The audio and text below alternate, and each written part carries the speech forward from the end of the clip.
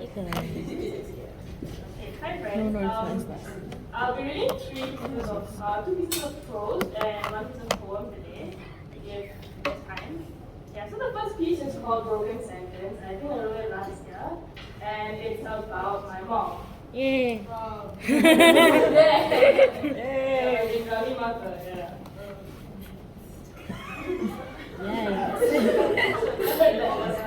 Okay.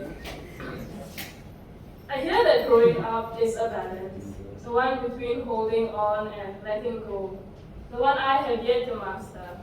I'm here on a Tuesday evening with tears in my eyes that I hold in there because I miss my mother. My mother who is still alive, sitting on the left side of my parents' bed. My mother who looks at me as a broken sentence, an attempt, then the eventual failure at expression. The subject missing from the predicate.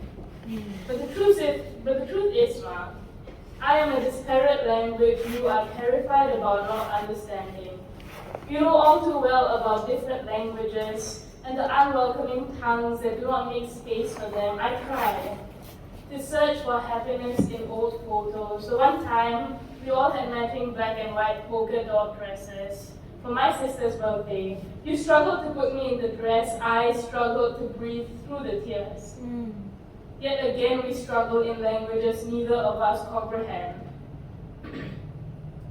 That day I attend the birthday like a funeral. The black polka dot on the white are blurred by the tears in my eyes that I again do not let fall because everyone is laughing. It looks as though everyone is in black, everyone is laughing in black, their heads thrown back. It seemed as though something had grabbed their neck and pulled them backwards violently. Laughter is a language that escaped me that birthday. The truth is, most days I wear my skin and my hair like a broken sentence. It's funny, isn't it? The poet walks into the bar wearing a broken sentence and recites his poetry. The audience laughs and the poet does not understand why he is wearing black and talks about his own death. He paces his own heartbeat, matches it to the scattered laughter from the audience. He laughs along this time. The poet is older now, and what he knows of foreigners he learned at a young age from his own mother. See, the best thing you can do with distance is to pretend you can see past it. If you squint your eyes hard enough, they will believe you. The broken sentence walks back to his seat. He does not let the tears fall because everyone is laughing. I must say, Ma, you are right to be worried about me. I struggle to find the right words to tell people how I feel. There is this girl whose name who you have yet to hear, whose name you'll always be waiting to hear because it seems as though everyone I tell you of eventually ends up on fire.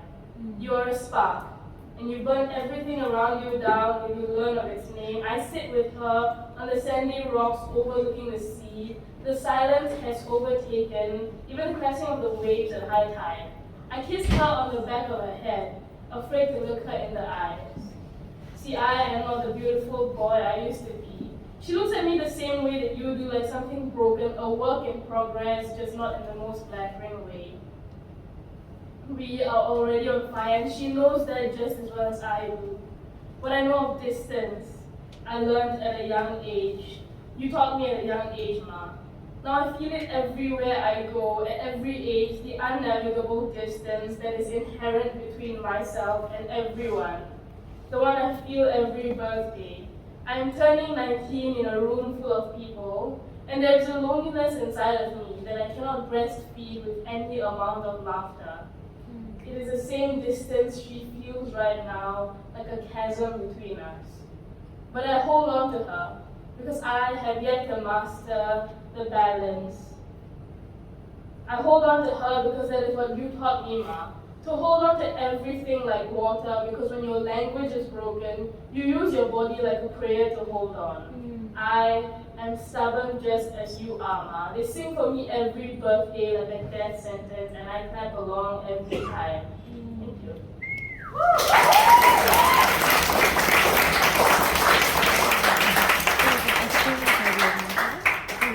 On a lighter note, the second poem is a love poem, like not the sad stuff in it, but yeah. This poem is titled, They Say There Are Three Loves in a Lifetime. I think I saw it on TikTok. I was scrolling through. There's this like white girl. She was explaining how in life you fall in love with 3 people. Yeah, so that's what this is about. They say there are 3 loves in a lifetime, and you are my 3rd love. I wasn't looking anyway. Each stone was left unturned. You asked to borrow my hands under dimly lit school buildings, and my hands don't go where they don't look. But I heard somewhere that you only fall in love 3 times in a lifetime.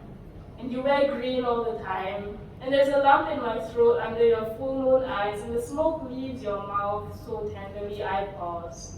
And you're still talking. I hear your voice before I touch you, and I pause. When I say pause, I mean I'm captivated. Forgive me. You make me a bad poet. But pause, I mean that nothing passes me by when you're here.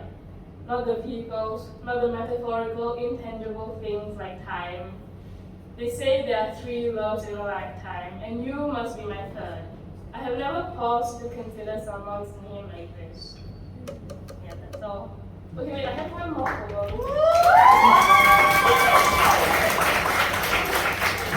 I actually wrote it like today, like in the afternoon.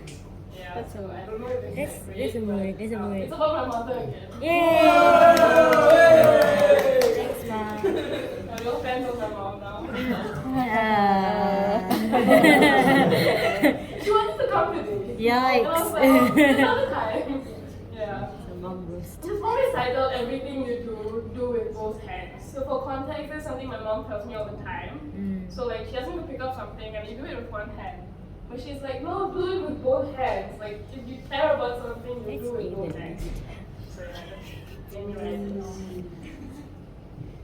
When my grandmother, your mother, was angry, the whole house stayed a safe radius away from her. But otherwise, she was the most tender-hearted person around. Which means when she made pickles, the whole neighborhood got pickles to eat that night. And she started forgetting everyone. She started forgetting her own anger as well. Last month I read from Ocean Vuong's book that I miss you more than I remember you. I am terrified that I will remember you more than I will miss you. I know it's a twisted thing to say about anyone's mother, but I cannot risk missing you. I would be paralyzed in my hands if I did. Everything you do with both 2 hands instead of one. You always say when I'm doing anything at all. My left hand is always on the back burner, and that always enrages me.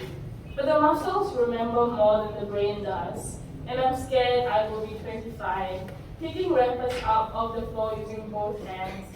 And it's an odd amount of effort for that. But the skin, the body, is pickled with memories and instructions. One day, I will remember you more than I miss you.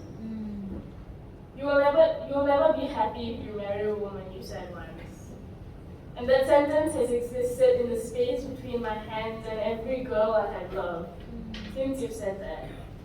I remember your anger in the back of my neck, and one day when you're forgetting your own anger, I will remember you with both of my hands. Thank you.